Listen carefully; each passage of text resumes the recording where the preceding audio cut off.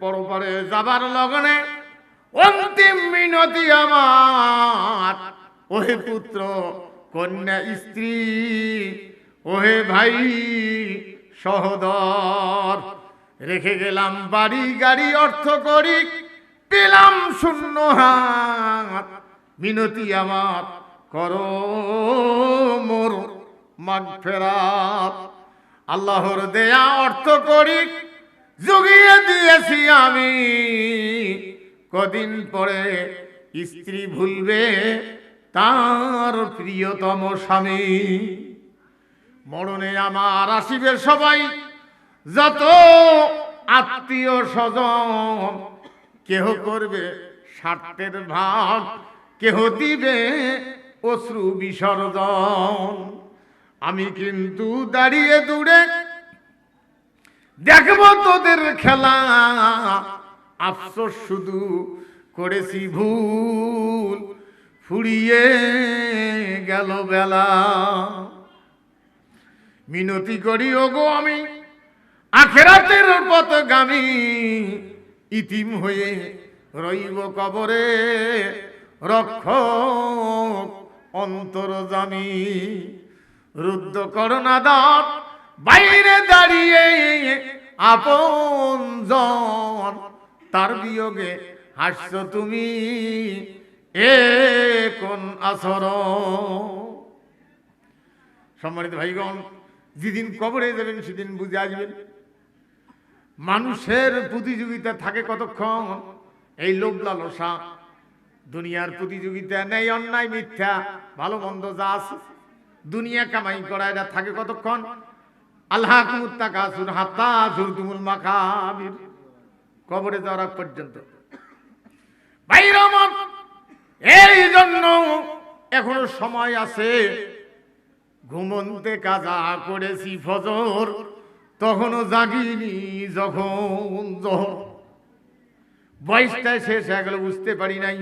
ঘুমন্তে কাজা করেছি ফজর, তখনও জাগিনি যখন জহর। হেলায় খেলায় কেটেছি আসর, মাগরিবের আজ শুনি আজান, জামাতে শামিল হও রে এখনো জামাতে আছে রে স্থান। এখনো তোমার জীবনের সুযোগ আছে, তওবা তাহির করে কোরআনের শাড়িতে ফিরে আসো। একদিন অনেক রাত্রে দিনাজপুরের এক জায়গায় দিল, তো মানুষ খালি ঘুমায়, উল্টি পড়ে। একটা বুড়ের সামনে খালি উল্টি পড়তেছে, একটা দাঁতও নাই, উল্টি পড়ে 3 মাথা হ্যাঁ বসছে। 3 মাথা বুঝছেন তো কি? উল্টি পড়ে আর উঠে হামেলি ঘুম পড়ে অনেক রাত। কিন্তু বুড়ের লঙ্গি উপরে নিচের লঙ্গি নিচে, বুঝছেন না? বেবস্ত্র হয়ে আছে, উপরের লঙ্গি উপরে উঠছে, নিচের লঙ্গি নিচে পড়ে গেছে। এখন সভাপতি ডাকে দেখাইলাম, এই যে চাচা যা বাইর করছে এখানে আরো ওয়াজ হওয়ার নাই। বুড়ে চিন্তা করছে, বা তোর ওয়াজ শোনার জন্য আসছি, রাত বাজে কত, এখন শরীর আর খুলে না, এখন তো আমার ঘুম ধরছে, আমি আর তোর ওয়াজ কি শুনবো, আমার এটা দেহি বাড়ি যা। বুঝছেন না? সম্মানিত ভাই, যা হোক, শুনতে এসেছি আসমানি কিতাবের শেষ কিতাব, এরপর আর কোনো কিতাব নাজিল হবে না। সম্মানিত ভাই, নাজিল হইল কখন ভালো করে বুঝে নেন। যে সময় মানুষ মানুষের স্থানে ছিল না, পশুর চাইতে নিকৃষ্ট স্থানে চলে গেছিল। এক শ্রেণীর মানুষ, তারা গাছতলায় ঠাই পায় নাই, তারা ধর্ষিত হইতো, জীবন হারাইতো, সম্পদ হারাইতো।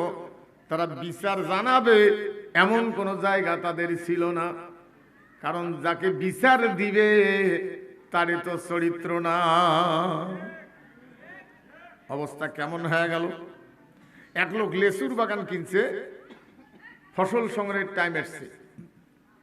সন্ধ্যার পরে গিয়ে দেখে বাগানের মাঝখানের একটা গাছ লড়ে, বড় একটা গাছ। কিরে গাছ লড়ে কেন? কাল্লা তুলে দেখে ছোট একটা বাচ্চা ব্যাগ নিয়ে লেচু ছিঁড়ছে আর ব্যাগে ঢুকাচ্ছে। লোকটা বলল, বাবারা আমার কষ্টের লেচু গুলো পারিও না, এর উপরে আমার ব্যবসা, অতীতের ভবিষ্যতের সংসার, দিলে পারিও না। ছেলেটা বলছে না, আমি ব্যাগ ভর্তি করি নামমু, তোমার কথা আমি শুনবো না।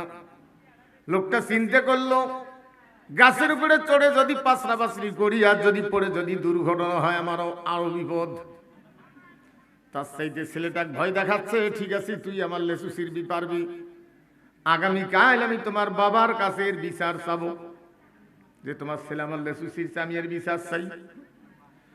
ছেলেটা বলছে আমার বাপকে বিচার দিয়ে লাভ হবে না, এই বিচার আমার বাপ করবে না।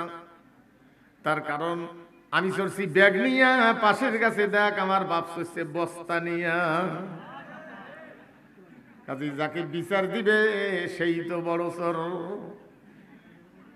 আমাদের দেশের মনে হয় অবস্থা ছিল না? জোরে বলুন। হ্যাঁ, কথা বলতে হবে। এই মুসলমানেরা কোরআনের বিরুদ্ধে নামাজ পড়ার পরে লাঠি নিয়ে দৌড়ায়, এই বাংলাদেশের মুসলমান। অন্য দেশের কথা পড়ে। আমার প্রশ্ন হলো, আমি যে দেশে বসবাস করি, যে দেশের আমিও নাগরিক।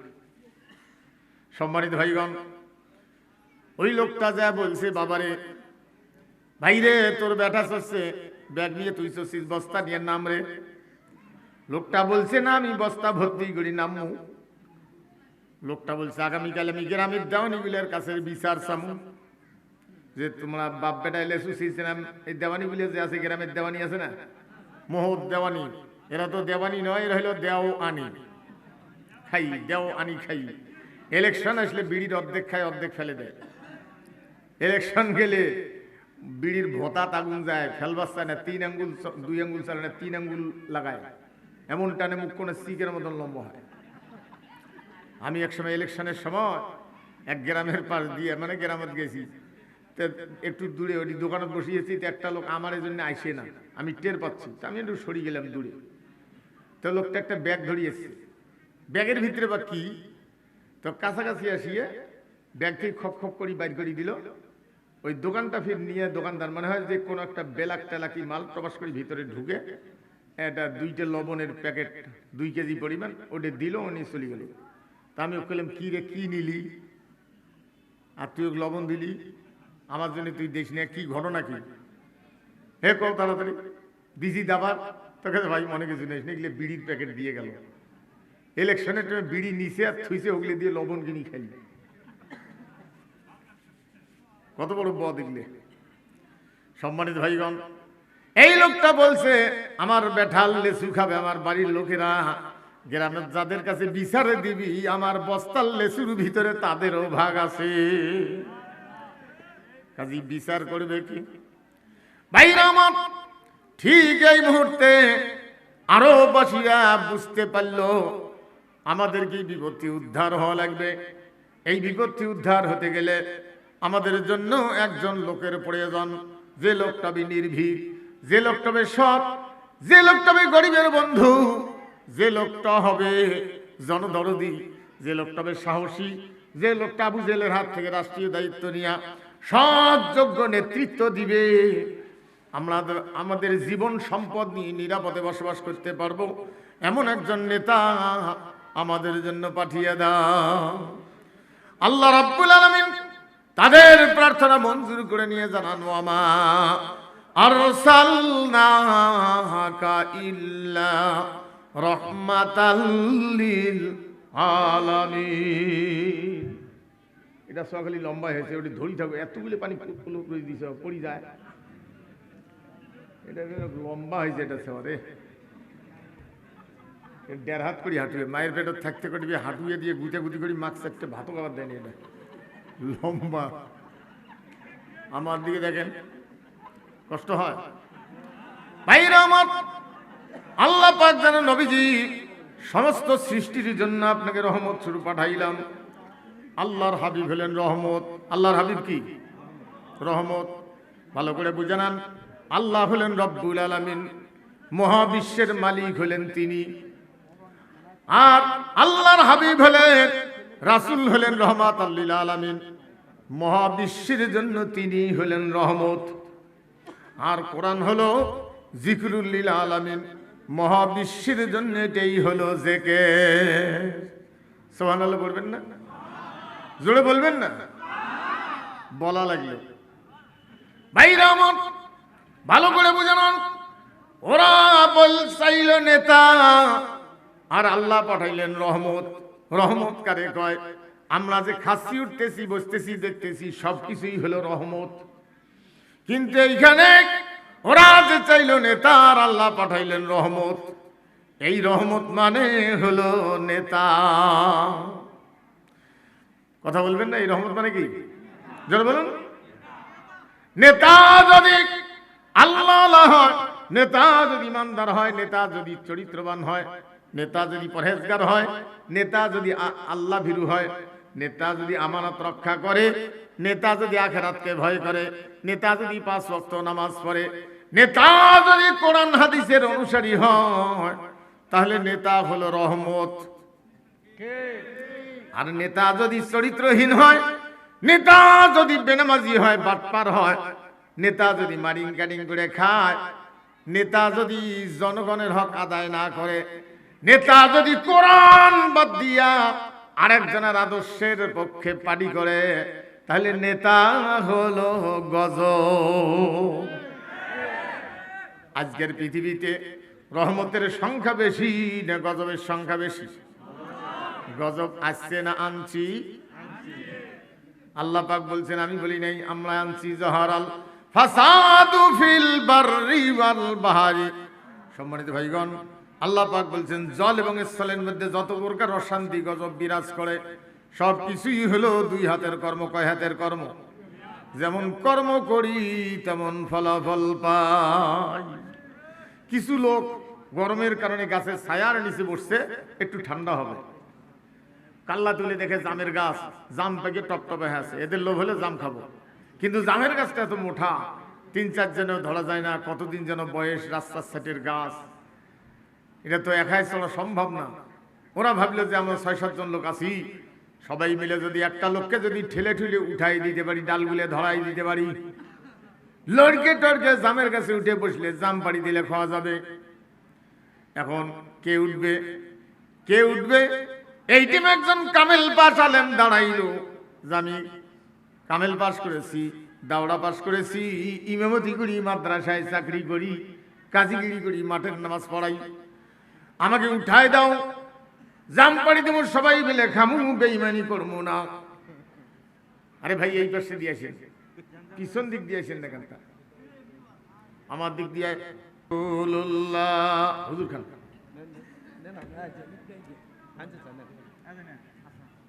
সম্মানিত ভাইগণ, আছে এখানে একটা,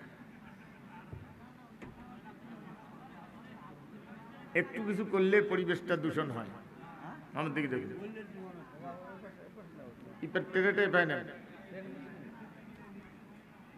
আল্লাহ পাক বলছেন, জল এবং স্থলের মধ্যে যত প্রকার অশান্তি গজব বিরাজ করে, সব কিছুই হলো 2 হাতের কর্ম। কয় হাতের কর্ম? কয় হাতের কর্ম? 2 হাতের কর্ম। সম্মানিত ভাইগণ, কিছু লোক গাছের ছায়ার নিচে বসছে, ঠান্ডা হবে, কাল্লা তুলে দেখে জামের গাছ। তা বলছিলাম যে জাম পাড়ার জন্য একটা লোককে ঠেলে ঠেলে উঠাই দিতে হবে। তা কে উঠবে? এই টাইমে একজন আলেম মানুষ দাঁড়াইলো যে আমাকে সবাই মিলে উঠায় দাও, জাম পাড়ি দেবো, সবাই মিলে খামু, বেঈমানি করবো না। বেশিরভাগ লোক ফতোয়া দিয়ে দিল, গাছে ওঠাটা মৌলবীর জন্য মানায় না, এটা মৌলবীর জন্য মানায় না গাছে ওঠা। ভাইরা আমার, এইবার একজন মুসারু দাঁড়াইলো, জনগণ, আমি রাজনীতি করি, ধর্ম জানি না, আমাকে সবাই মিলে উঠায় দাও, জামপাড়ি দেবো, সবাই মিলে খামু। বেশিরভাগ লোক ফতোয়া দিয়ে দিল, গাছে ওঠাটা মোসারু মিয়ার জন্যই মানায়। 10-এর ঠেলা নিয়া, ধাক্কা নিয়া গাছের উপরে চড়ে বসে পাকাটা করি খায় আর কাঁচাটা করি ফেলাই দেয় না ওরে, মাঝে মাঝে বিচিটে করি ফেলাই দেয় না ওরে। এরা চিন্তা করলো কি রে, কথা ছিল কি, আর করলো কি? সবাই মিলে গাছের নিচে বসে দোয়া ধরছে, আল্লাহ ইয়াক নামাও। আল্লাহকে তোমরা উঠাই দিলেন, আমি নামাব, এই দোয়া মঞ্জুর হইবে না। খাক ভালো করি। খাইতে খাইতে 15-17 বছর খাইছে।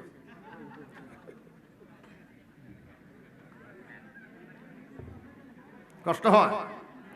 ভাইরা আমার ভালো করে বুঝে নেন, আল্লাহর নবী 21 বছরের মাথায় আরববাসীদের নিয়ে একটি সংগঠন করলেন হিলফুল ফুজুল, অশান্তি দূর করার জন্য।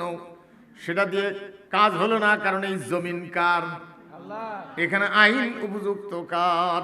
তাবারাকাল্লাযী বিয়াদিহিল মুলকু ওয়া হুয়া আলা কুল্লি শাইইন কাদির। সার্বভৌম ক্ষমতার মালিক কে? জনগণ। জনগণ লেখা আছে কি? আল্লাহ লেখা আছে। পরিবর্তন করা ফরজ না নফল?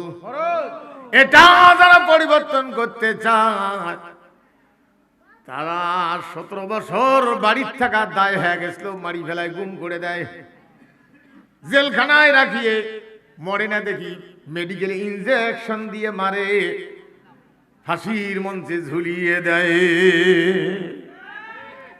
দেয়নি মনে হয়?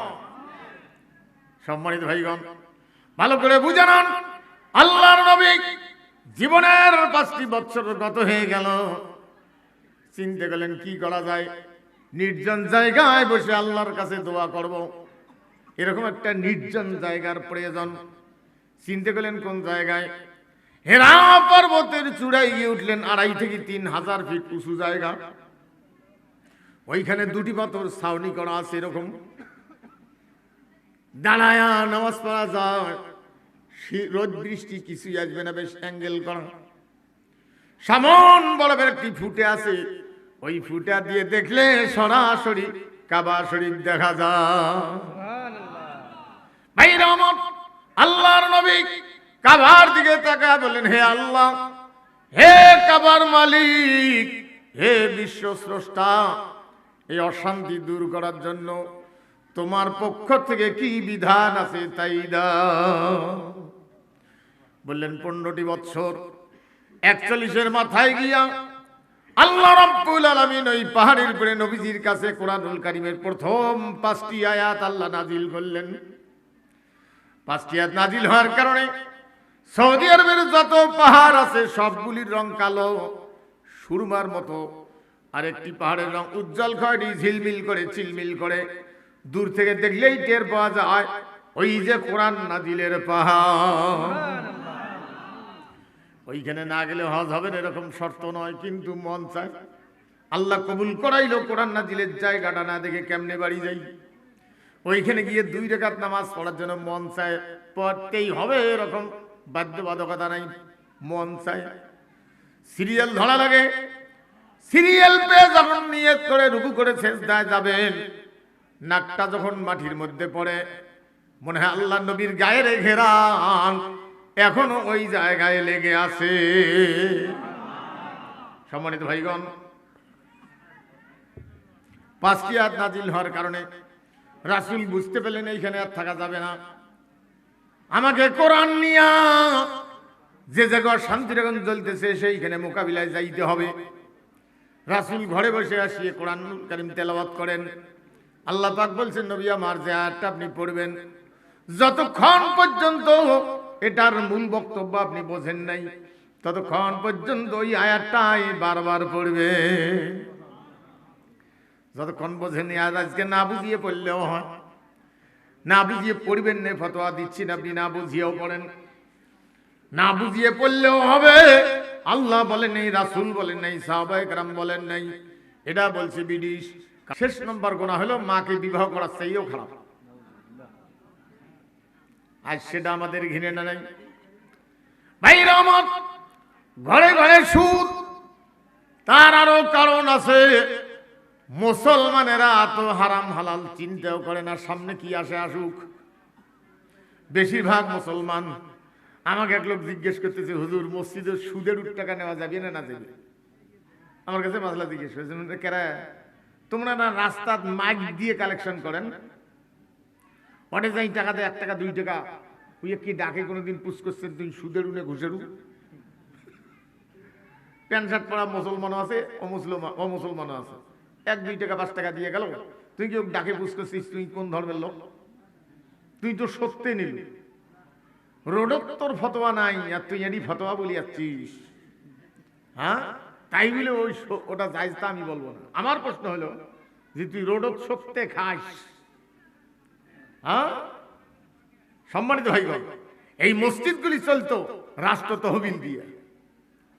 খ্রিস্টানেরা সেই মসজিদগুলি বন্ধ করে দিয়েছে, ৮০,০০০ মাদ্রাসা মসজিদ ভেঙ্গে দিয়া রাষ্ট্র তহবিল থেকে মসজিদ আউট করে দিয়া মসজিদের কবলত দিছে মসজিদ চাউলের ঝোলা, ভিক্ষার ঝোলা।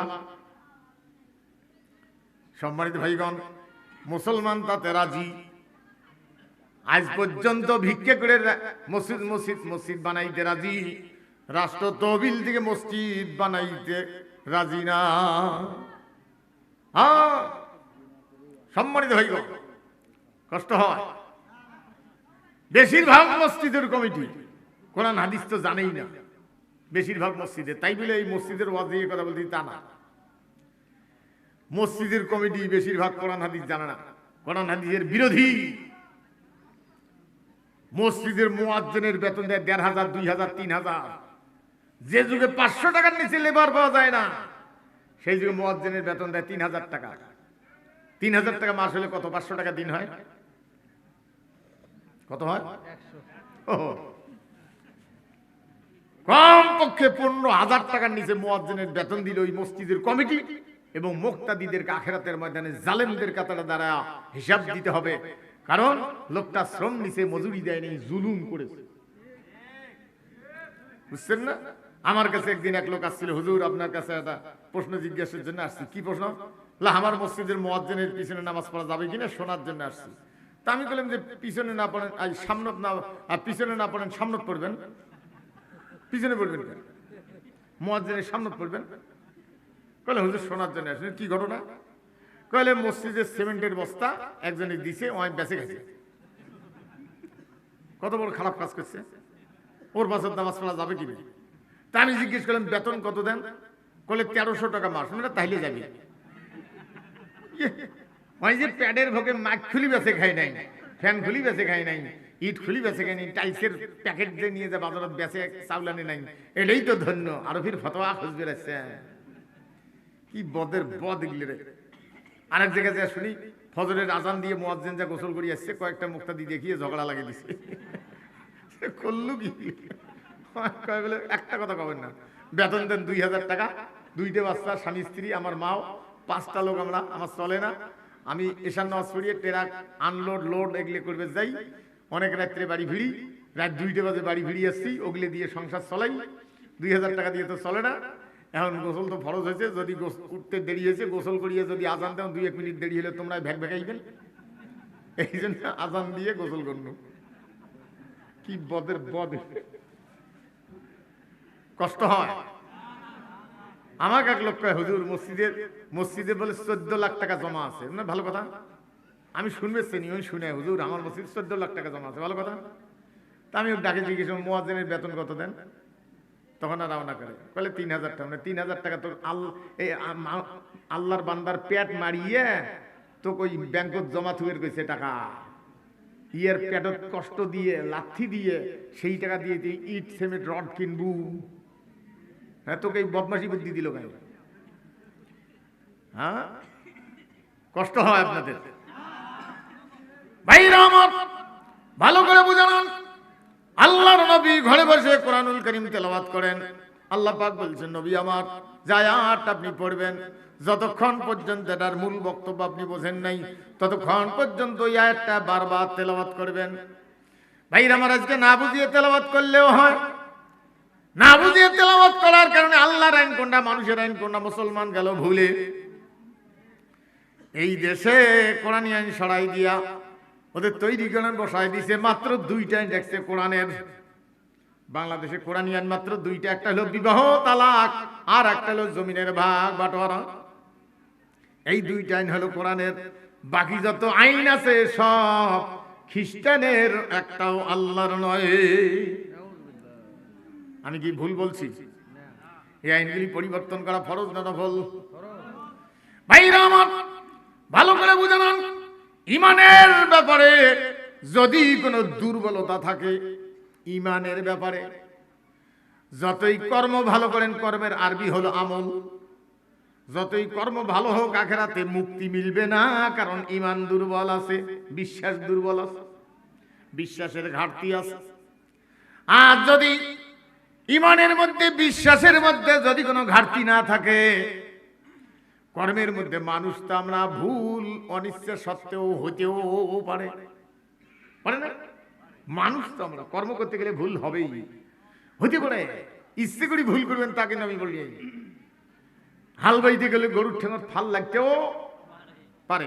এখন তো হাল নাই, বাচ্চারা জাদুঘরতে হাল দেখা লাগবে, লাঙ্গল দেখা লাগবে জাদুঘর। তো যা হোক, যুগের উন্নতি। তখন হাল বাইতে গিয়ে গরুর ঠেঙত ফাল লাগে ফেলেছে। যাই জীবনে হাল বাই নাই, তাই যদি বলে যে আমি আমার জীবন ধন্য, জীবনে আমি গরুর ঠেঙত ফাল লাগাই নি, ওটা হবে নাকি? তুই তো হালে বস নাই। হাল বাইতে গেলে গরুর ঠেঙত জোরে বলুন ফাল লাগতেও পারে। ভাইরা আমার, কর্ম করতে গেলে ভুল হতেও পারে। ঈমানের মধ্যে যদি কোনো দুর্বলতা না থাকে, কর্ম যদি অনিচ্ছা সত্ত্বেও কিছু ত্রুটি হয়, তাই বলে ইচ্ছে করে করবেন সেটা আমি বলি নাই। আল্লাহ রব্বুল আলামিন মাফ করে দিয়ে জান্নাত দিয়ে দিবে। আর ঈমানের মধ্যে যদি কোনো দুর্বলতা থাকে, কর্ম যতই ভালো হোক, আল্লাহ পাক কর্ম বিনষ্ট করে জাহান্নামে দিয়ে দিবেন। আল্লাযীনা কাফারু ওয়া সাদ্দু আন সাবিলিল্লাহি আদাল্লা আমালাহুম। এই আয়াতের আলোচনা আরেকটু পরে আসি। আসুন এবার ঈমানের মধ্যে খোঁজ করি, দেখি দুর্বলতা আছে নাকি। ঈমান আনতে হবে আমানতু বিল্লাহি, কার উপরে? ওয়া মালাইকাতিহি ওয়া কুতুবিহি। কিতাবের বহু বচন কুতুবুন। বলেন তো বাংলাদেশে কতগুলো কিতাব? এইখানে ব্রেন কুলায় না, যত দল তত কিতাব। ভাইরা আমার, পৃথিবীতে যত বই আছে, বাংলা ভাষায় নাম হলো বই, এটাও বই। কিন্তু সব বইয়ের কথা মানুষের, এই বইয়ের কথা একমাত্র কার? জোর বলুন। সম্মানিত ভাইগণ, যে কোনো বই হাতে নিয়ে ঘুরবেন, সৌদির ভাষায় কিতাব, আরবি ভাষায় কি, বাংলা ভাষায় কি? বই। আল্লাহ খানা বই পাঠাইছেন। আল্লাহ বাইকাল কিতাবা তিবিয়ানা লিকুল্লি শাই। নবীজি আপনার কাছে একখানা বই পাঠাইছি। কিতাব মানে বই, নাজিল মানে পাঠানো, প্রত্যেকটা বিষয়ের সমাধান দিয়া। জোরে বলবেন না?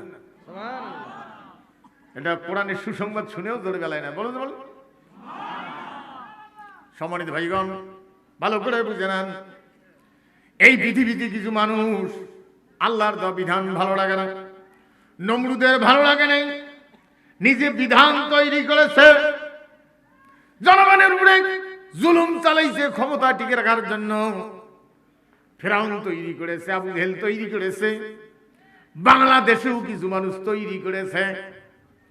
জড়ি নেতার দলবল নিয়ে কিভাবে চালাইবে চলবে।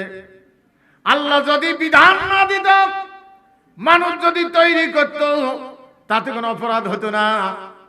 আল্লাহ বিধান দেওয়ার পরে কোন মানুষ বিধান তৈরি করার অধিকার আছে নাকি? যদি কোনো ব্যক্তি তৈরি করে, সে নিজকে আল্লাহর চাইতেও যোগ্য এবং জ্ঞানী মনে করলো। নাউজুবিল্লাহ বলবেন না? একে করার কারণটা হলো যে আল্লাহ যেটা করছে এটা ভালো লাগে না, আল্লাহর চাইতেও ভালো বানাইতে হবে।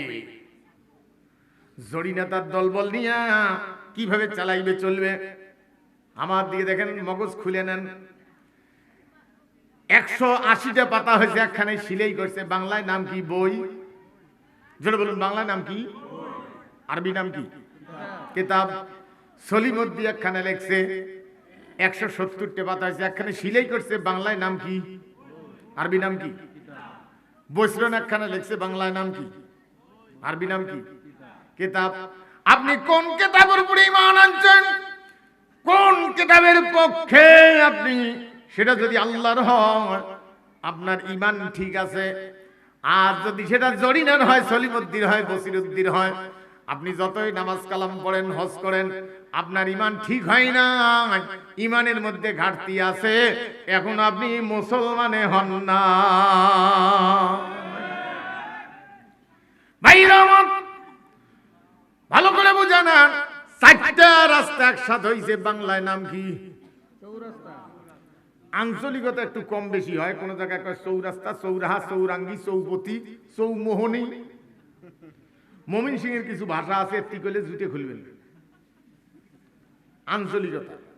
তো যাও, চারটে রাস্তা একসাথে হয়েছে। এক রাস্তায় মিছিল আসতেছে জরিনের কেতাবের পক্ষে, আরেক রাস্তায় সলিমুদ্দিন, এক রাস্তায় বসরনের, এক রাস্তায় কোরআনের। বলেন তো কোনটা ওহী? জোরে বলুন। কোরআন বাদ দিয়া জরিনার কেতাবের পক্ষে মিছিল করতেছে, কোরআনের পক্ষের লোকদের হাঁটুয়ে ভাঙ্গার জন্য ফিস্টন 1.5 হাত করে নাটি দিয়ে ভিতরে ঢুকি নিছে। কোন এক সময় পায়ের মধ্যে দিয়ে ছিঁড়ি ফেলে কোরআনের পক্ষের লোকেরা হাঁটুয়ে ভাঙ্গি। ওইখানে হাজি আছে না নাই? মুসলমান আছে না নাই? দাঁড়িয়ে আছে না নাই? টুপিওয়ালা আছে না নাই? ভাইরা আমার, ওহির বিরুদ্ধে মিছিল করলি, কোরআনের বিরুদ্ধে মিছিল করলি, তুই কেমন মুসলমান? নিয়ত করেছে সাঘাটায় গিয়া উপজেলা মসজিদে জোহরের নামাজ জামাতের সাথে পড়িয়া মিছিল করবে জরিনে সলিমুদ্দিন কেতাবের পক্ষে। মিছিল শেষ করে আসরের নামাজ গিয়ে বাজার মসজিদ জামাতের সাথে পড়িবে। এটা কোন নামাজি? তুই করলি কি? আমি কিছু বুঝাইতে পারছি? আপনারা এটা শুনিয়ে কারো কারো জ্বর আসি গেল, কিন্তু প্রশ্ন হলো, আপনি জায়নামাজ বেশি, আপনি মুসলমান, খুব ভালো করে চিন্তা করে দেখেন তো যে আপনি কোরআনের পক্ষে না জরিনের কেতাবের পক্ষে? ভাইরা আমার ভালো করে বুঝান। স্কুলের ছাত্র যখন হাজিরা দেয়, স্কুলের ছাত্র কি কয়? আব্দুর রহমান কি কয়? ইয়েস স্যার, জি স্যার। বাংলা কি হবে? উপস্থিত স্যার। মাদ্রাসার ছাত্রকে হাজিরে দিছে, কি কয়? লাব্বাইক হুজুর, আমি হাজির হুজুর, লাব্বাইক। বলেন তো, এই লাব্বাইক শব্দটা ছোট বড় মহিলা পুরুষ বারবার সবাই এক কণ্ঠে বারবার বলতে থাকে, লাব্বাইক লাব্বাইক। কোন জায়গায়? হজের সময়। তার মানে হলো, হে আল্লাহ, তুমি বাংলাদেশের কোন থানায়? এটা কাগজত নাই, আমি আসিয়ে খোঁজ করছি, কাগজত নাই, শাখা টাকাই বান্ধা কিছু নেই। হ্যাঁ, আচ্ছা, ওটা এখান যদি বিগত সরকারের আমলে ধরি পেলেন, পুলিশ ধরে, কলে ওয়াজ করিয়েছি অতিথি, কলে ইনি সারা বাংলাদেশের যে কোনোখানে অতিথি হতে পারে, ওটা ওনার ঠিকানা। আপনার ওয়াজ কোনটা হলে তাকে দেখা না, দাঁড় করিয়ে রাখতো। আর এই বহু পোস্টার আমার মসজিদ লাগে যায়, তা ওই এইগুলো পোস্টার আমার মসজিদ লাগে দিয়ে আসলে জীবনেও মানুষ খুঁজি পেত না যে কোন থানা, কোন জেলা, কোন ইউনিয়ন। ওগুলো তো লেখা লাগে না, ওগুলো আল্লাহ বুঝবে। আরে মূল কথাটা বলে দিয়ে যাই, সেটা হলো আপনি আল্লাহর কাছে বলতেছেন, আল্লাহ বেড়াগ্রাম মেডিকেল মোড়ে আমাকে পাঠাইছে। কথাটা বলতেন কোন কবেন বা কোন কবেন? বেড়াগ্রাম মেডিকেল মোড়ে আমাকে পাঠাইছে। কাকে বললেন? আল্লাহকে। আমি তোমার ঘরের পক্ষে নামাজ পড়েছি, ঘরের দিকে তোমার আদর্শের পক্ষে ছিলাম, আজকে তৌফিক দিয়েছো, বাচ্চা কাচ্চা চলাফেরা করতে পারবে, কোনো সমস্যা নাই। উদ্বৃত্ত পয়সা হইছে তোমার ঘর ঘুরে আসার, আমার সংসারে তাতে কোনো সমস্যা হবে না। আমি তোমার ঘরের কাছে আসছি, আল্লাহ লাব্বাইক, আমার হাজিরাটা তুমি কবুল করো। এটাই তো মূল কথা হবে। ভাইরা আমার, জরিনার কেতাবের পক্ষের লোকেরা, তুই তো কোরআন বিরোধী, ওই মালিকের ঘরের বিরোধী, ওই মালিকের বিরোধী, রসুলের বিরোধী। তুই কোন কেলে ওখানে গিয়ে লাভবাইক কোষ, তোর তো হজের জায়গা হলো জরিনার বাড়ি, যারা জরিনার বাড়ি করে তার হজের জায়গা হলো জরিনার বাড়ি চতুর্পাশে গিয়ে ঘুরে আর ইয়েস ইয়েস কোয়া। তুই তো ওই কেতাবের পক্ষে নোস, তুই কোন আক্কেলে ওখানে যাস? ওর কি হাজিরে ঠিক জায়গায়? হ্যাঁ ভাইরা আমার, হজ করতে যাওয়ার আগেও ছিল কোরআন বিরোধী, হজ করিয়াছিও কোরআন বিরোধী। এমন হাজি আছে না নাই? এই মুরব্বী কি করে বলে না, কি করে বলে না, কোন জরুরি? আমার দিকে দেখুন ভাইরা আমার, ভালো করে বুঝান।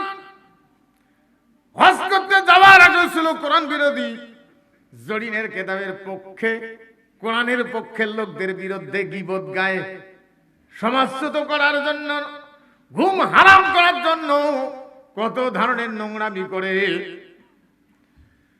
তুই কোন আক্কেলে ওখানে হজ যাইস? হজ করতে যাওয়ার আগে ছিল কোরআন বিরোধী, হজ করি আসিও কোরআন বিরোধী। এরকম হাজি আছে না নাই? হ্যাঁ, এই কি আসলে হাজি? হ্যাঁ, এক লোক বকরির চামড়া ছিলিয়ে কুত্তের গাছ বান্ধে দিয়ে সন্ধ্যের পরে হাড়ত তুলছে, বকরি হিসেবে বেচাইবে। আর এক লোক আধা কানা এক লোক কিনে নিয়ে বাড়ি ধরে যায়, তা বকরি ম্যা ম্যা করবে না? সেটা বাদ দিয়ে কুত্তে দেখিয়ে কেউ মারামারি বাজে ফেলাইছে। কিরে বকরি ম্যা করা বাদ দিয়ে, ভ্যা করা বাদ দিয়ে ঘেউ করে গা কাল্লা ঘুড়ি দেখে কিসে রে বকরি রে, বকরির চামড়া কুত্তের গাছ বান্ধে দেওয়া। হজ করতে যাওয়ার আগেও ছিল কোরআন বিরোধী, হজ করি আসি কোরআন বিরোধী। তুই কিসের হাজি? তুই সৌদির যা ওই ভসরা পাঞ্জাবি, হাজির পাঞ্জাবি গাছ দিয়ে পেস্টি মাথা দিয়ে বাড়ি আসিস, যেহি তুই হাজি হয়ে গেল, তুই হলো কুত্তে, তোর গাছ হলো বকরির চামড়া। তুই হাজি? হ্যাঁ, কষ্ট হয়। সম্মানিত ভাইগণ, ভালো করে বুঝান।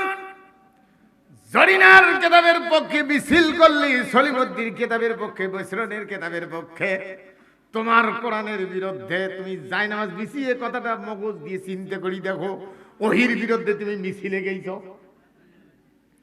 তোমার মুসলমানিত্ব গেছে হিসাব মতো, তোমার বউও তালাক হয়ে যায়,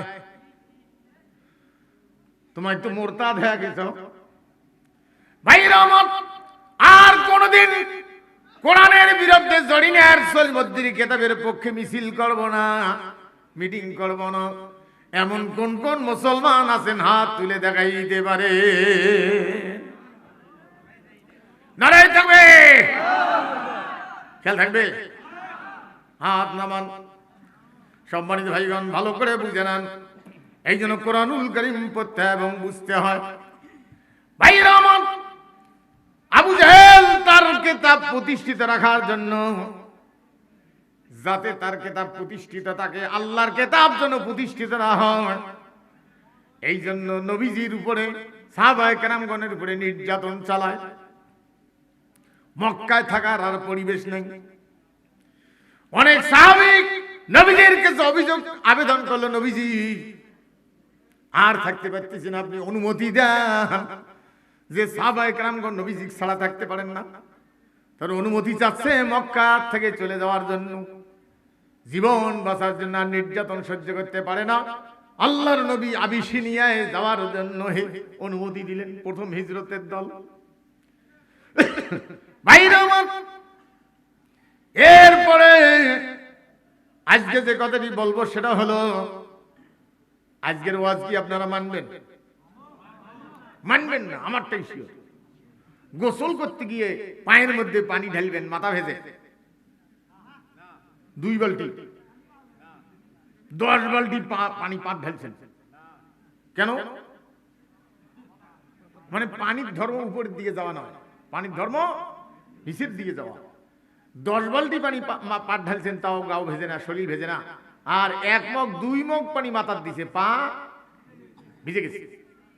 আল্লাহর নবী বুঝতে পারলেন 15 বছর পর্যন্ত ওয়াজ করার পরে ওয়াজের মঞ্চ এটা নয়, ওয়াজের মঞ্চ হলো সংসদ। এখানকার ওয়াজ জনগণ শোনে বোঝে, মানে না। মানে হলো আবু জেহেলেরটা, কারণ আবু জেহেল ক্ষমতা।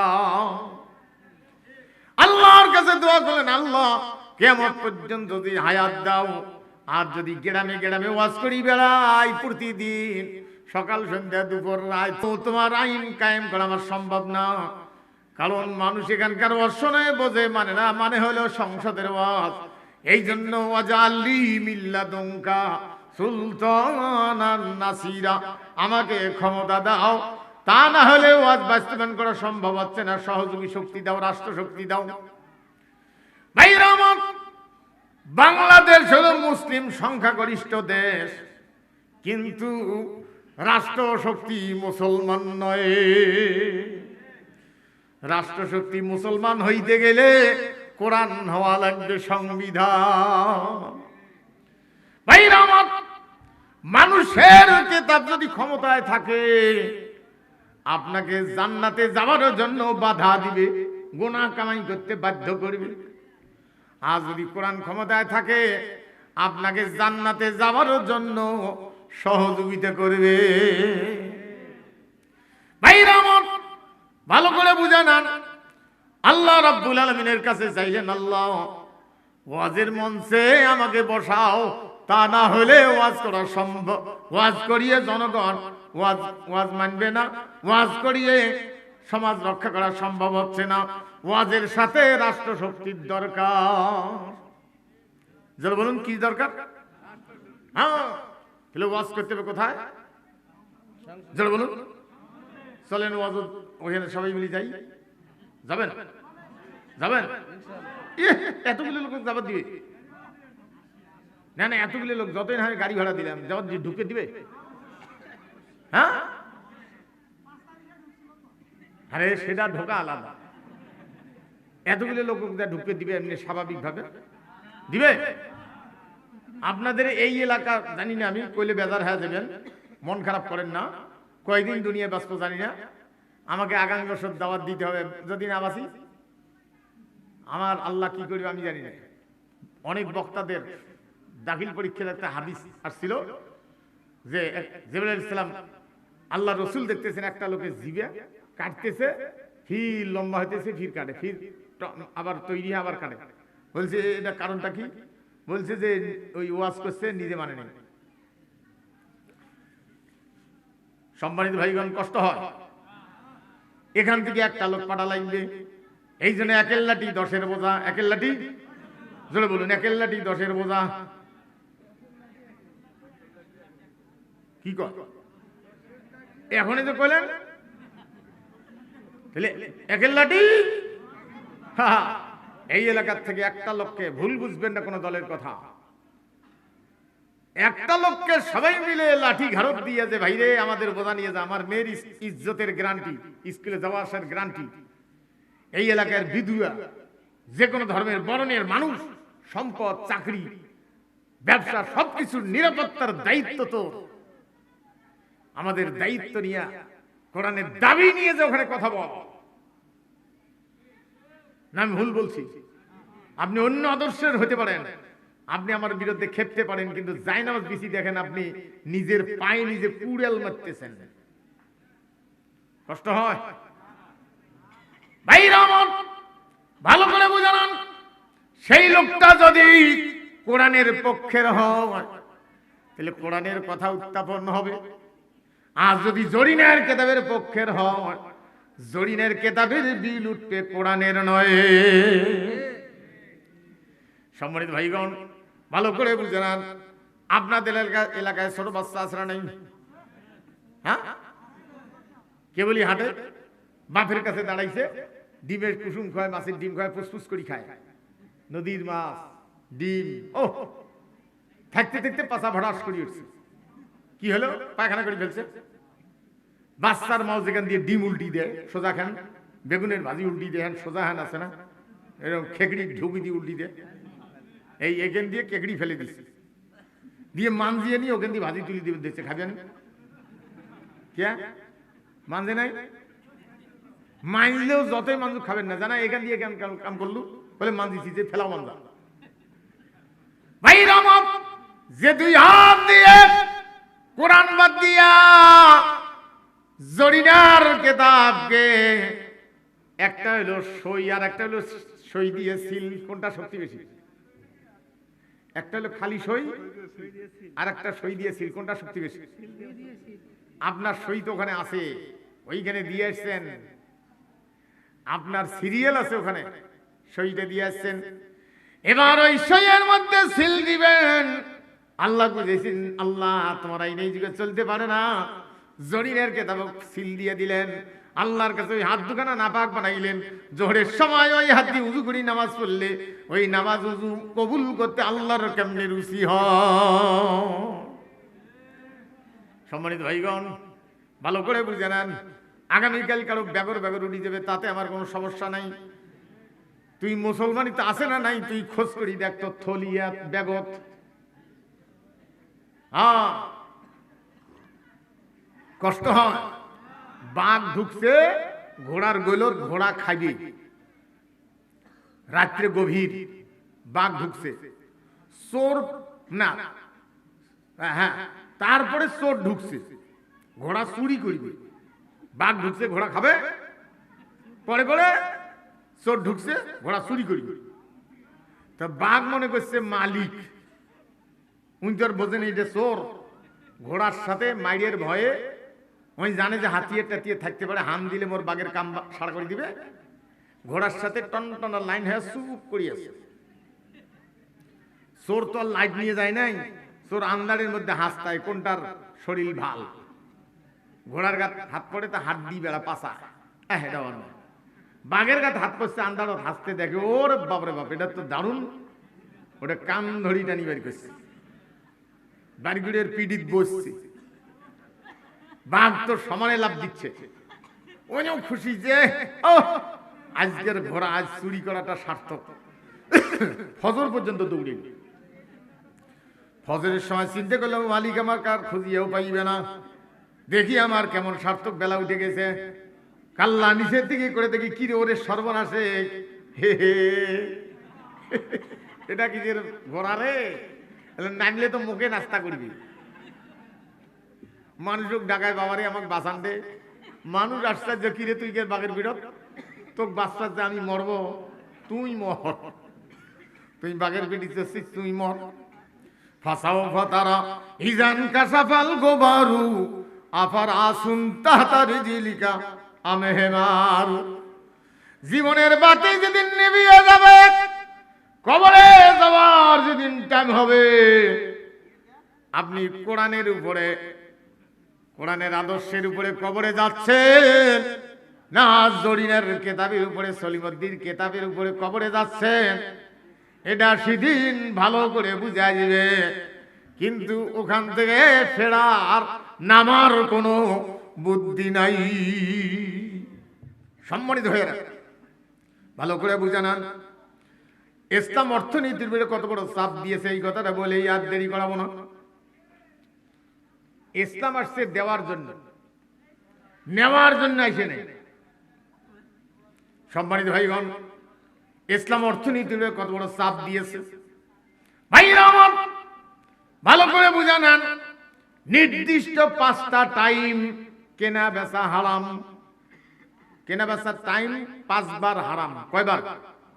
5টা নির্দিষ্ট টাইম হারাম। কেনাও যাবে না, জোরে বলুন, বেচাও যাবে না। ইয়া আইয়ুহাল্লাযীনা আমানু ইযা নুদিয়া লিস-সালাতি মিন ইয়াউমিল জুমআতি ফাসআউ ইলা যিকরিল্লাহি ওয়া যারুল বাই'a যালিকুম খায়রুল লাকুম ইন কুনতুম তা'লামুন। আমি একদিন মদিনায় মসজিদে নববীতে জোহরের নামাজ পড়ার পরে সাথীরা সব একসাথে হোটেলে যা খাবো, এমন ভিড়ের চাপে আমার সাথে একটা বুড়ে আমার জামা খামচি ধরে থাকতো। এই বুড়েটাও কোথায় যে চলে গেল। ইসলামে যেখানে হারাবেন সেখানে দাঁড়িয়ে থাকবেন, তাহলে লোক আপনাকে খুঁজে পাবে, হারানো লোকগুলো। আর যদি আপনিও হাঁটেন, অয়ও হাঁটেতে, এই গলি দিয়ে আপনি যাবেন, ওই গলি দিয়ে খালি ঘুরতে থাকতেন। এই জন্য হাটত যেখানে হারাইবেন ওটি দাঁড়িয়ে থাকবেন বা সাথ হারাইবেন। এখন আমি দাঁড়িয়ে থাকি, কি করি দেখতেছি নাইজেরিয়ার মহিলা কাপড় বেচায়। এখন তুর্কি এক মহিলা কাপড় নিয়ে টাকা দিল, টাকাটা এই রানের উপরে রাখিয়ে আরেক মহিলা কাপড় দিচ্ছে।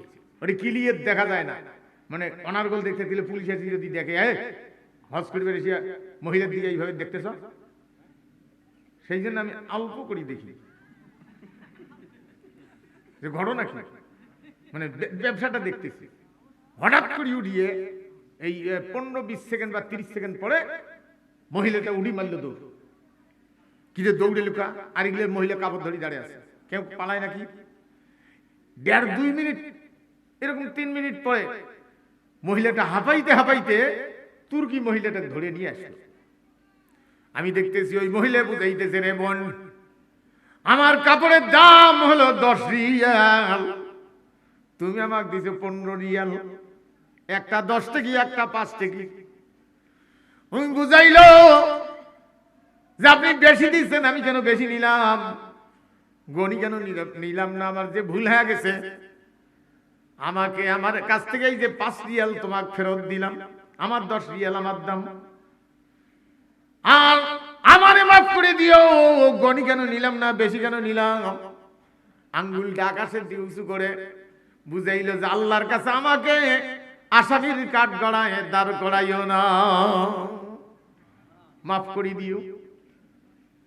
এর নাম হলো মুসলমান ইমান। আর আজকে আমি একদিন গাইবান্ধায় ওয়াজ করতেছি বেশ কয়েক বছর আগে, তো অতিথিগুলো দেখাইছে, আমি একটু আরাম করতেছি, ওই বিজনেস আসি বসিয়ে, বা কথা কর না, আরে কথা কর, তোমার যদি কথায় প্রয়োজন হয় তো এই আমার কথা বলার দরকার। তা অতিথিগুলো আসি বসছে, আর একজনকার বিড়ির টান, তা আমি ওটি শুইছি, ঠেলি ঠেলি ওয়ালের কাছে নিয়ে গেল। এখন কি করি, মৌলবি মানুষ কবার উপায় নেই, ওরা ভাগ্য বলে যে গাছ বসে নেই। কিন্তু এক বুড়ের সেবক বলতেছে, ইউনিয়ন সভাপতি, ওদেরকে বলতেছে যে আমার 16টা ভিডিও ভাতার কার্ড দিচ্ছেন, এগুলি দিয়ে আমার সংসার চলে না, মেলা সভা, সংসারের লোক বেশি, আমার আর কয়টা কার্ড 20টে করি দেব, মানে 16টাতে 20টে করি দেব, 20টে ভিডিও ভাতার কার্ড অনেক বেঁচে খায়। আমি ওখানে শুয়ে শুনতেছি, হ্যাঁ ওমারে ভগর ভগর বেশি। এক লোক খাসিগিরি ধরি বাড়ি ধরি যায়, আগামীকাল কোরবানি, আর পাড়া একটা রাস্তার দাঁড়িয়ে আছে, আমি দেখিয়ে খাসি ব্যাঙ্গাইছে, পাড়া ব্যাঙ্গাইছে, ওর ওর করতেছে, খাসি রে যা তো কাল কোরবানি করবো, ওর ওর। খাসি কি করলু, বলে তো কোরবানি করবে, যা বলে আমার কোরবানি করবে, সেটা আমি ভালো করে জানি। আমার কোরবানি করার আগে উজু করবে, পশ্চিম মুখে খাড়া হবে, আদরে শোয়াবে, ধাবাস করে ফেলাবে না, বিসমিল্লাহ আল্লাহু আকবার বলে কোরবানি করবে, আমার গোশত খাবে, সব পাবে, আমার জীবন ধন্য হবে, আমি আল্লাহর রাস্তায় কোরবানি হয়ে যাব। তুই আমার দিকে ব্যাঙ্গাইছিস, ওরও করিস, খেয়াল লাগিস, তোর জন্য কালী পুজো আসতেছে। কালীর সামনে নিয়ে যে উল্টে বসে, ঠ্যাং ভাঙ্গিয়ে পিঠির মধ্যে নিয়ে ঘাড়তে এমন চোট দিবে, টান করিয়ে, চোট কি তুই বেয়ে যাও, সেই পাঠা বলে অতিথি না বানাইলে ওয়াজে করবে দেয় না, এক পাটা অতিথি আর একটা সভাপতি। কারো কারো হয়তো রাগের ঠেলায় হয়তো বাতাস বেড়ে যাচ্ছে, সেটা আমি ভালো করে জানি, কিন্তু সেই দিন আর নাই। 15-17 বছর ঘুমাইতে পারিনি, মানুষের বাড়িতে ঘুমাই, কিসের কারণে? আর্মি নামার পরে আর মানুষের বাড়ি যাওয়ার পাই না, কি জানি আর্মি ধরিয়ে উইয়ে কোটাঙ্গায় মোকোটাঙ্গায় বলি আশ্রয় দিয়েছিস কেন? সেই জন্য এসা পড়ি উজু করিয়ে জঙ্গলতে আসছে, আর ধরি বসি নামাজ পড়িয়ে, ফজর পর্যন্ত খালি মশা খাদাই। হায় রে জীবন, হ্যাঁ, আর তোমরা মুসলমান, এখন সেই পাড়ি কিছু নাই, পাড়ার বাড়িগুলো কঙ্কালের নাম পড়িয়েছে, জানলা দরজা কিচ্ছু নেই, একে ভাঙ্গিয়ে চুরে জনগণ করতে দিয়েছে, আর পাড়াও নাই পাড়িও নেই, সব আর শুদ্ধ নাই, কষ্ট হয়। হ্যাঁ,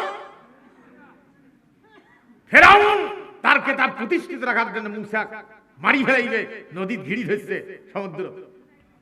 আমি ইতিহাসটা অত দূর আর বলার টাইম নেই। নমরুদ ইব্রাহিম তার প্রতিপক্ষ, তাকে মারি ফেলার জন্য আগুনত ফেলে দিছে, মন আগুনত। আবু জেহেল তাকে রাত্রিবেলা বাড়ি ঘেরাও করে ফেলছে আল্লাহ নবীর। আর এখানে আরে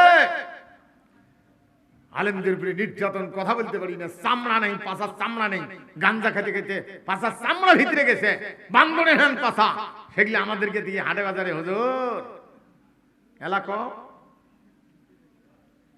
তুই মুসলমান, কোরআনের বিরুদ্ধে মিছিল করিস, কব্বর দিয়ে একটা প্রশ্ন হবে, যেটা প্রশ্ন হলো কোন কিতাবের পক্ষে ছিল, কোন দিনের পক্ষে, আমার দিন উকা। এই দিনের দলিল হলো এটা, দিন হলো জীবন ব্যবস্থা। হ্যাঁ, তাহলে পৃথিবীতে আল্লাহটাও দিন, জরিনেরটাও দিন, কারণ দিন মানে জীবন ব্যবস্থা। সলিমুদ্দিনটাও দিন, বসিরুদ্দিনটাও দিন। আপনি কোন দিনের পক্ষে? সেই জন্য আল্লাহ পাক বলছেন, ওয়ামাই ইয়াবতাগি গায়রাল ইসলামি দীনান ফালাই ইউকবালা মিন ওয়া হুয়া ফিল আখিরাতি মিনাল খাসিরিন।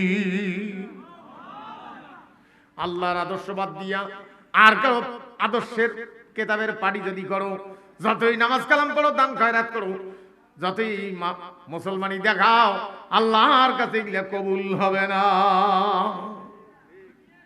কষ্ট হয়। সম্মানিত ভাইগণ, ভালো করে বুঝে নেন। আলোচনা ছিলাম যে নামাজের টাইমে আজান হলে চলে আসো। আমাদের এখানে নামাজ কি? নামাজ আমাদের জন্য কি? গরজ। গরজ। কান পাতি শুনে নেন, বিষয়টা বোঝেন। আল্লাহর আইনে ফরজ, দেশের আইনে গরজ। এই জন্য আজান হওয়ার পরেও বাজারে লোক ঘুরি বেড়ায়। অনেক মসজিদের কমিটির লোক নামাজে পড়ে না, তাই বলে এখানে না। আমার গতবার এক ইমাম সাহেব সেকেন্ড বক্তা ওয়াজ করে আসি, হুজুর একটু দেরি হল, বলে নামাজত কিছু লোক হাসতে হাসতে পালাইছে। মুয়াজ্জিন কোথায় গেল আমাকে কয়া, তার সভাপতি করলে বলে হ্যাঁ একামত দাও তো।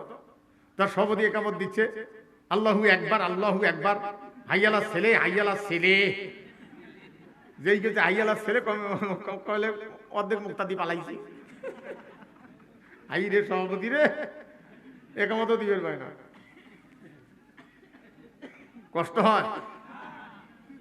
সম্মানিত ভাইগণ, ভালো করে বুঝান। নামাজের টাইম হলে চলে আসো। নামাজ শেষ হওয়া মাত্র ফাইজা কুদিয়াতি সালাতু ফান্তাশিরু ফিল আরদি ওয়াবতাগু মিন ফাদলিল্লাহ। নামাজ শেষ হলে বেরিয়ে যাও, ছেলিয়ে পড়ো জমিনে। আলোচনায় ছিলাম আল্লাহর আইনে ফরজ, দেশের আইনে গরজ। সৌদি আরবে আল্লাহর আইনে ফরজ, দেশের আইনেও ফরজ। এই জন্য নামাজ না পড়ি ঘুরি বেড়াইলে পিডন হয়। আমি একদিন আমার এক ভাই মিঠে পুকুরে বাড়ি, মানে বন্ধু মানুষ, আসলে মাহফিল করায়, ছুটিতে আসলে মাহফিল করায়। আমাকে বলে ভাই 10 বছর থেকে আসি, একটা ঘটনা ঘটে গেছে। এবার কি বলে, মাগরিবের আজান দিচ্ছে, এই মসজিদের দোকান নাই, আমি ওই মসজিদের দোকান আছে, নামাজ পড়ি, কিছু বাজার করিয়ে নি, পাক করি খেয়ে আমি ডিউটি যাবো। 1200 কিলো পর্যন্ত আমাকে যাইতে হবে, গাড়ি আমাকে চালাইতে হবে। এখন কয় যে মসজিদ কেন পার হচ্ছে, আজান হচ্ছে, এটা টের পেয়া দেখিয়ে পুলিশ আমাকে ধরি নিয়ে গিয়ে কোনো কথা শোনে না, হেরেম শরীফে 50 টাকার নামাজ পড়ে ছাড়ি দিল। কইলে 30 টাকার পরে আর শরীর চলে না, ঘামি গেলাম, আর হাঁটু চলে না। কইলে সুরে ফাতিহা পড়ি, আর পিছনে দেখি লাঠিটা এইভাবে ধরি আছে। কইলে কি দেখিস? সেখানে আল্লাহর আইনে ফরজ, দেশের আইনেও ফরজ। সৌদি আরবে সব আল্লাহর আইন আছে তা আমি বলবো না, কিছু আল্লাহর আইন আছে, আল্লাহর কিছু আইন আছে। ভাইরা আমার, আল্লাহ পাক জানান আমি আইন ফরজ করেছি, নামাজ তোমরাও ফরজ করো। আল্লাযীনা ইম্মাক্কান্নাহুম ফিল আরদি আকামুস সালাতা ওয়া আতাউয যাকাতা ওয়া আমারু বিল মারুফি ওয়া নাহাউ আনিল মুনকার আকিবাতুল উমুর। নামাজের বিল পাস করো। ভাইরা আমার, ভালো করে বুঝান। নামাজ আজান হলে নামাজ হওয়া পর্যন্ত কাপড় কেনাও হারাম, বেচাও হারাম, বেগুন কেনাও হারাম, বেচাও হারাম। যদি কেউ কেনা বেচা করে, সেজন্য শুয়োরের গোশ বেচলো, কিনলো, এরকম গুনাহ হবে। নিষিদ্ধ টাইম, রোজার একটা নিষিদ্ধ খাওয়ার টাইম আছে, পান করা, ওটা নামাজের টাইম, নিষিদ্ধ বিক্রির টাইম। ওয়াজারুল বায়া ইয়া আইয়ুহাল্লাযীনা আমানু ইযা নুদিয়া লিস-সালাতি মিন ইয়াউমিল জুমআতি ফাসাউ ইলা যিকরিল্লাহি ওয়াজারুল বায়া। যালিকুম খায়রুল লাকুম, এটা তোমাদের জন্য উত্তম যদি তোমরা বলো। সম্মানিত ভাইগণ, ভালো করে বুঝে নাও, আমি এটা পরীক্ষার জন্য একদিন জোহরের নামাজের আজান দিবে 1-2 মিনিট বাকি, তারা ঘুরে ঘুরে আসি, হোটেলের সামনে ঘুরে ঘুরি করি, যেই আল্লাহু আকবার শুরু, তাই বলে হজ করছি অহংকার এটা করবো বলবো তা না, আমার নামের সমান আমি লিখি, আমি কোরআন শোনাচ্ছি, যেই আল্লাহু আকবার দৌড়ি গিয়ে হোটেলত বসিয়ে ইশারা করছি খাবার আমার, ওরা মেসিয়ার ম্যানেজার দৌড়ি আসিয়া বাবুরসি আসিয়া ইয়ে হাজি আখি সালাত সালাত আস্তে করে ঠেলে ঠেলে বাড়ি দিয়ে তালা দিয়ে ওরা আগে দৌড়ায়। আর আমার এখানে ভাইরা আমার ভালো করে বুঝে না, নামাজে যখন যাবে ক্যাশ পর্যন্ত তালা দেয় না, খোলা, সেখানে যদি মাল হারায় রাষ্ট্র দিবে, কারণ ইসলামের আইন আছে, পাহারাদার আছে, এই জন্য মালের হারার ব্যাপারে সরকার দিবে। আর আমাদের এখানে আল্লাহর আইন নয়, দোকানের টাকা তো দূরের কথা, মসজিদে স্যান্ডেলের নিরাপত্তা নাই। সম্মানিত ভাইগণ, ভালো করে বুঝে নেন, হারে দুনিয়া, তাহলে সেখানে আল্লাহর আইন আছে, আমাদের এখানে আল্লাহর আইন নাই, তাহলে আমাদের এখানে নামাজ ফরজ না গরজ? আল্লাহর আইনে ফরজ, দেশের আইনে গরজ। ফরজ করতে হবে কোথায়? জোরে বলুন। জরিনের কেতাবত এই বিলটা আছে, সলিমুদ্দির কেতাবত আছে, বৈশরণের কেতাবত আছে। হ্যাঁ, জরিনের কেতাব, সলিমুদ্দির কেতাব, বৈশরণের কেতাব, এটা কি ওহী? আল্লাহ রসুল বলছেন, আল্লাহ পাক বলছেন কসম করে, আল্লাহ রসুল যে দাওয়াত দেয়, ওয়ান নাজমি ইযা হাওয়া মা দাল্লা সাহিবুকুম ওয়া মা গাওয়া ওয়া মা ইয়ানতিকু আনিল হাওয়া ইন হুয়া ইল্লা ওয়াহয়ুন ইউহা।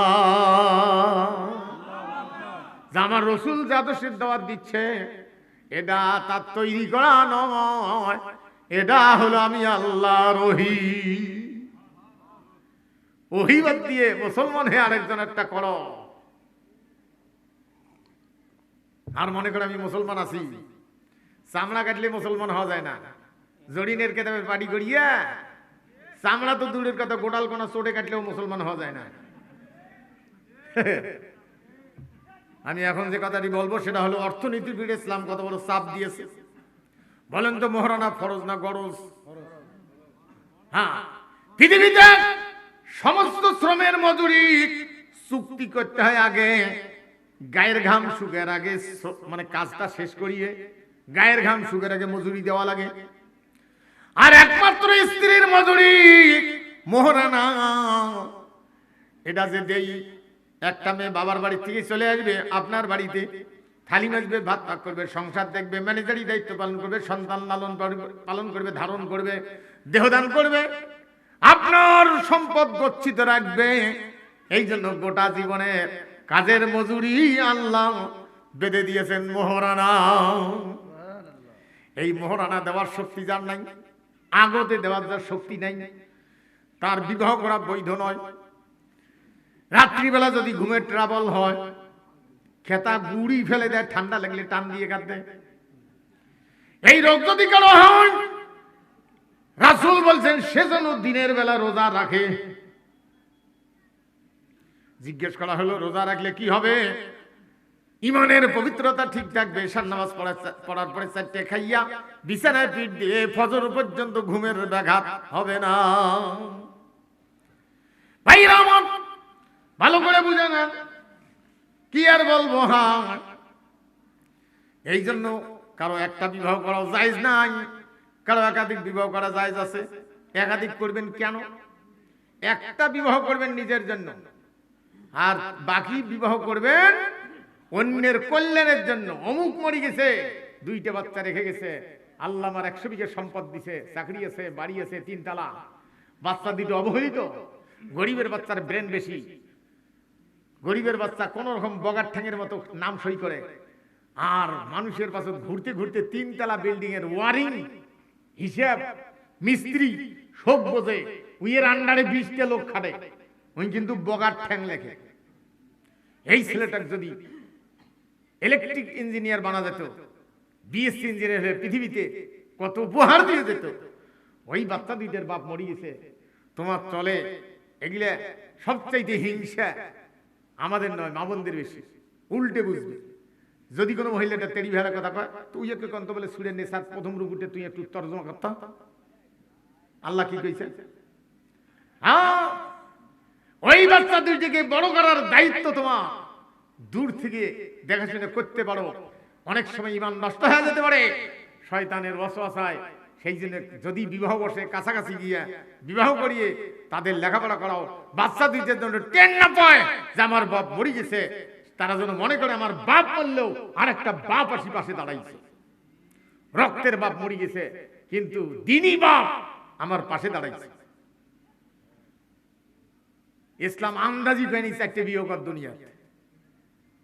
সম্মানিত ভাইগণ, অনেক কথা আমি ওই বেশি দূর যাব না। আলোচনায় ছিলাম মোহরানা ফুল দিয়ে হবে না, দুল দিয়ে হবে না, মালা দিয়ে হবে না। কেন হবে না? টাকার টাকায় দেওয়া লাগবে। তাহলে বলুন হুজুর ফুল টুল সোনা দানা এগুলো যে দেই, এগুলো উইয়ের জন্য দেন। পোশাক পরছি কি আমি কি দেখবেন দেখছি নাকি? কেমন হল কেমন হল আমি দেখি না, আপনারা দেখেন। আমার পেশাবের সৌন্দর্য কে দেখে? আপনারটা কে দেখে? দর্শক দেখে? আপনার স্ত্রী সাইকেল চালাইতেছেন, সাইকেলটা হইলেই চলে, সিটকে হইলেই চলে। সিটও তো একটা কভার বানাইছেন, হাফসোতে একটা ফুল দিয়েছেন, ওটা না হলেও চলে। হ্যান্ডেল কভার দিয়েছেন, সিটের কভার লাগাইছেন, কভারটা না হলেও চলে। কিন্তু সিটটা যদি না হয় চলবে? পাশা বরাবর পাইপটা দাঁড়িয়ে আছে, বসবেন ওটি? হ্যাঁ, তাহলে স্ত্রী একটা হইলে চলে। কেন? ওটাকে সাজাইতে হবে। আপনার ইমানের খোরাক, হুন্না লিবাসুল্লাকুম আনতুম লিবাসুল্লাহুন্না। লেবাসের সাথে আল্লাহ চামড়া, এই পোশাকের সাথে কোনো মানে চামড়া আর পোশাকের মাঝে তার কিছু নেই। আপনার স্ত্রী আপনার ইমানের পোশাক, আপনি তার ইমানের পোশাক। আপনার স্ত্রী আপনার বান্ধবী, আপনি তার জন্য বন্ধু। জেলখানায় কি নাই? পুরুষের জন্য বান্ধবী নাই, মহিলার জন্য বন্ধু নাই, এটার নাম জেলখানা। সম্মানিত ভাইগণ, সেখানে ভাত আছে, কাপড় আছে, সব আছে, কিন্তু পুরুষের জন্য কি নাই? হ্যাঁ, আর মহিলার জন্য বন্ধু নাই। বন্ধু আর বান্ধবী দেখা হলে কি আলোচনা করবে? বন্ধু আর বান্ধবী দেখা হলে কি আলোচনা করবে? দুঃখ বলে প্রকার, দূর সালাম করবে। স্ত্রী চেষ্টা করবে আগে সালাম দেওয়ার জন্য, আসসালামু আলাইকুম রহমতুল্লাহ। স্বামী চেষ্টা করবে আগে সালাম দেওয়ার জন্য, আসসালামু আলাইকুম রহমতুল্লাহ।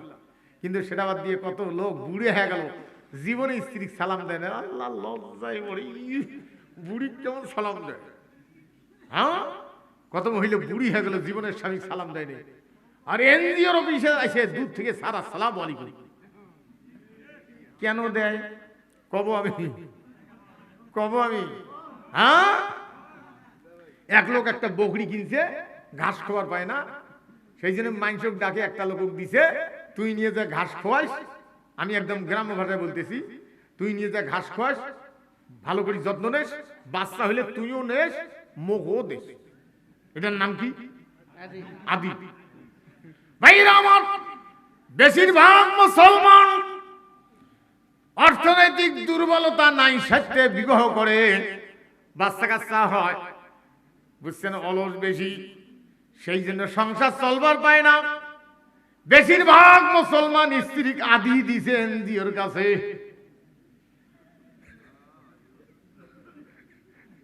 যে তোমরাও নাও, হামাও দাও। স্ত্রী এনজিওর কাছে আদি দিছে। সকালবেলা উঠি কিস্তির বই ধরি দৌড়ে। আমি একদিন দেখি স্বামী স্ত্রী কষা ঘুষে ঘুষে বাঁচছে। মানে কি রে, এটা না স্বামী স্ত্রী? পরে মানুষের টেনশন বলে কিস্তির টাকা নিয়ে ঝগড়া লাগি, ওরা কষা ঘুষে ঘুষে বাঁচছে স্বামী স্ত্রী। জোরে বলেন সুবহানাল্লাহ।